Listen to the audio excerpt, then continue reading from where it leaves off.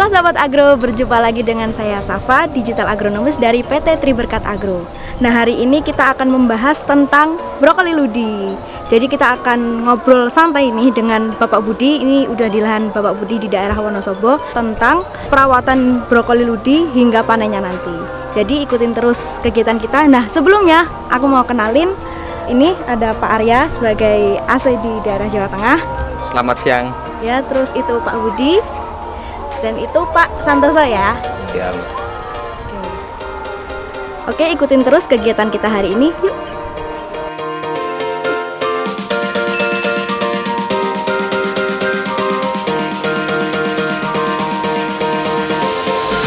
Ini dia Pak Budi. Silahkan disapa dulu Pak sahabat agronya. Halo sahabat agro, selamat siang. Jumpa dengan saya Pak Budi Raharjo. Iya, Pak Budi ya. Lahannya di mana? Ini di Desa Reco, Desa Rejo. ya, Rejo. Kecamatan Kertek, Kabupaten Wonosobo. Ini lahannya di sini aja atau ada di tempat lain Pak? Ini untuk sementara saya di sini aja dulu. Di sini ya. Berapa luasan? Ini sekitar 3.500, tapi nggak saya tanamin semua. Ya, nanamnya nggak serempak, soalnya saya nanamnya berkala. Setiap satu periode nanam itu sekitar 10 gram benih yang satu sebelah. Itu kira-kira kalau dihitung satu luasan lahan ini ya Pak ya, itu Ya. berapa tanaman, berapa populasi Pak? Kalau semuanya sekitar 4.500. 4.500 ya? Ini karena lahannya kan agak jarang ini. Iya. Sekarang ini udah usia berapa yang ini? Yang ini sekarang ini? usia 40 hari. 40 hari? Ya, ini 40 hari. Iya. Menurut Pak Budi sendiri, keunggulan dari ludi sendiri ini gimana? Terutama waktu Bapak tanam di lahan ini. Oh iya. Ternyata di sini bisa hidup segar. Figurnya juga besar-besar, terus buahnya juga mantap. Mungkin Pak Lia mau nambahin karakteristik yang lain? Terima kasih Mbak Safa atas waktunya. Sebelumnya saya perkenalkan dulu, saya Arya Lisanto selaku petugas wilayah Jawa Tengah. Di sini saya akan memperkenalkan mungkin singkat cerita untuk brokoli ludi sendiri. Jadi untuk brokoli ludi sendiri ini mempunyai karakteristik panjang daun yang lebih pendek dibanding kompetitor-kompetitor yang lain. Tingkat populasinya bisa lebih banyak dibanding yang lain. Jadi untuk buah sendiri tidak ada lidah daunnya. Jadi bisa dibilang untuk tingkat kerapatannya untuk bunganya sendiri memang bisa dibilang rapat. Tambahan dari saya Mbak Safa. Oke. Tadi kan udah mendengar penjelasan dari Pak Budi, terima kasih Pak Budi, dan udah mendengar karakteristik yang lain juga dari Pak Arya. Terima kasih juga Pak Arya sudah menjelaskan. Nah, sekarang kita tanya ke Pak Santoso ya Pak ya. Nih Pak Santoso, silahkan disapa dulu Pak sahabat agronya. Ya, selamat siang sahabat agro. Saya saudaranya Bapak Budi. Saya akan komentari tentang produk brokoli ludi. Menurut saya brokoli ludi ini sangat bagus. Jadi hasilnya kayak gini. Cropnya padat, batangnya juga besar-besar. Itu yang saya diamati dari produk brokoli ludi ini. Sudah? Sudah. Terima kasih Pak Santoso. Nah, itu tadi komentar dari Bapak Santoso mengenai brokoli ludi. Oh ya Pak, saya ada yang kelupaan. Untuk umur panennya sendiri itu berapa HST Pak kalau untuk ludi? Kalau dari HST itu sekitar, kalau di sini 55 hari. 50. Karena ini di PAL-nya kan sekitar hampir 1.400-an di sini. Jadi agak lebih, umurnya agak lebih panjang. Ini saya juga penasaran nih Pak, kan tadi kan juga dijelasin kalau ini tuh besar gitu ya. Iya. Nah, itu per cropnya ini berapa Pak beratnya? Itu rata-rata kalau yang besar itu hampir setengah kilo lebih, bisa Setengah 8 kilo on lebih. ya. Kalau dimaksimalkan itu bisa 1 kilo. Oh gitu, berarti yang segini itu kira-kira 1 kilo isinya 3 sampai 4 gitu. Iya. Kalau yang agak kecil nih, Nah, yang ini ini itu 5 sampai 6 6. gitu Iya. ya. Oke, terima kasih Pak penjelasannya. Nah, setelah ini kita mau ngobrol-ngobrol santai sambil makan di sana. Ikutin terus kegiatan kita hari ini.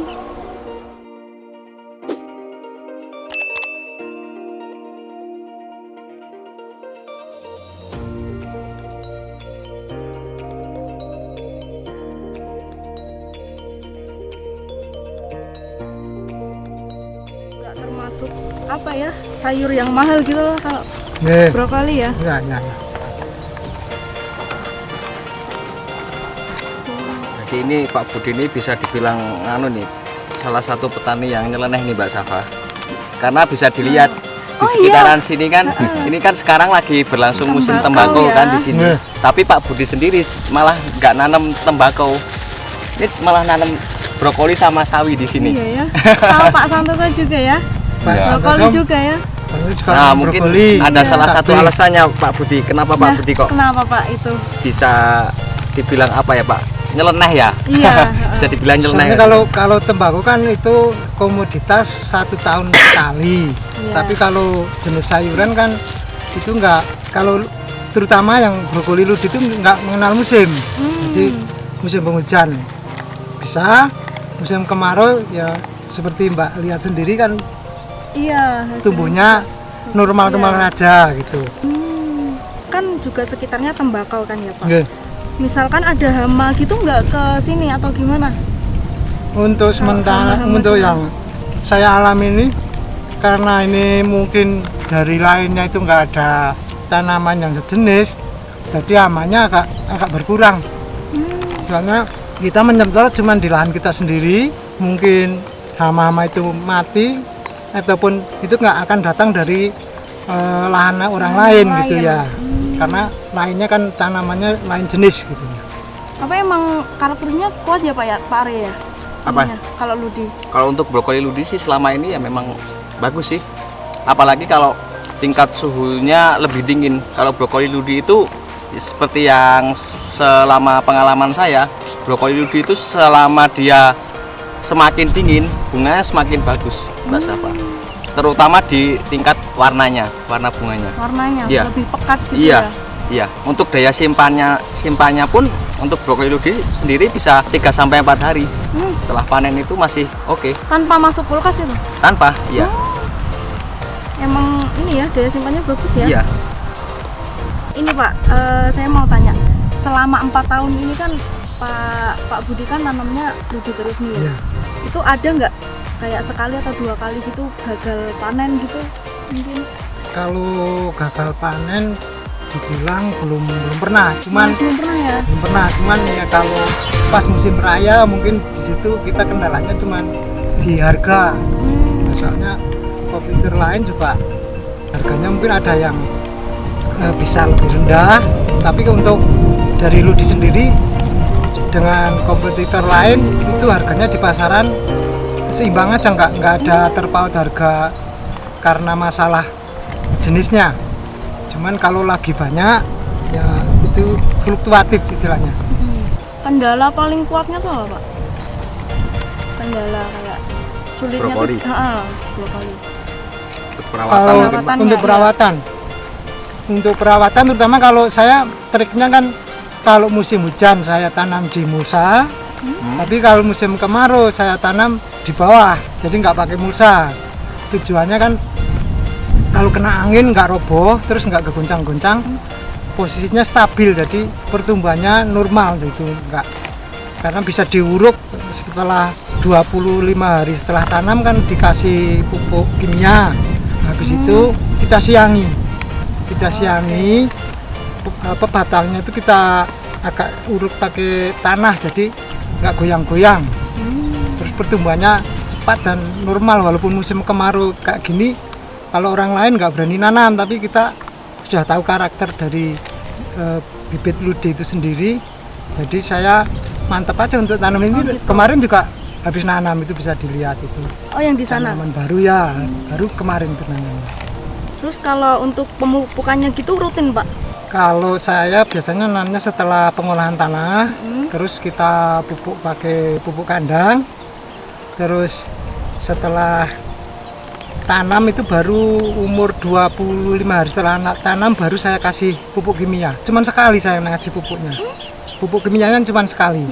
Cuman untuk perawatan untuk hama itu seminggu sekali saya semprot pakai insektisida. Kalau cuaca banyak hujan itu ditambah fungisida. Berarti pemupukannya Saya cuman sekali. sekali aja Cuman ya? 25 hari setelah tanam itu sekitar tapi ngasihnya agak banyak, saya ngasihnya sekitar 30 gram 1 sendok makan itu. Enggak diulang-ulang pemupukan enggak kalau pupuk kimianya. tapi pupuk kandangnya cukup. Kan kalau biasanya tuh sayur-sayur yang bagus kayak gitulah, Iya. itu tuh pemupukannya tuh rutin terus gitu loh Pak. Ini Iya. malah baru cuma sekali aja ya pakai pupuk kimianya ya. Saya kan udah mencoba, itu saya pupuk kimia dari umur 15 hari sama pupuk kimia yang 25 hari, itu figurnya tidak terlalu kelebaran daun dan kepanjangan daun. Nah, maksimal di bunganya nanti. Tapi kalau terlalu muda kita ngasih pupuk kimia, itu yang besar nanti perkembangan di daun, nanti berpengaruh pada pembungaan, lambat nggih. Tapi kalau pupuk kimianya itu umur sekitar 25 hari, itu akan memaksimalkan untuk bunganya. Itu bisa padat, besar-besar, daunnya nggak terlalu panjang, nggak terlalu lebar. Nah, ini bisa menambah referensi baru ini mungkin Mbak Safa nih Iya. di dunia ilmu pertanian mungkin Mbak. Iya. Jadi buat sahabat-sahabat agro semuanya bisa nih meniru sistem perawatannya ya, sistem perawatannya dari Pak Budi ini. Dan ini hasilnya bisa dilihat sendiri kan. Bagus-bagus hasilnya. Ini apa kalau setiap tanam juga ini di Tumpang sari. Tumpang Sari itu. Dulu enggak, saya dulu itu mulus, sejenis dari brokoli yang saya tanam itu satu guludan kan kita pakai yang 80 cm, ada yang 1 meter.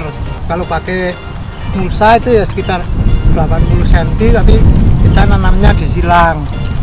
Jaraknya agak lebar, sekitar 60-an. Tapi kalau gulutannya besar, itu jaraknya yang saya persempit sekitar 35 cm, itu malah lebih bagus. Tapi kalau satu guludan kita kasih 2 itu kurang bagus. Nah, tumpang sarinya saya coba-coba yang paling cocok itu dengan sawi.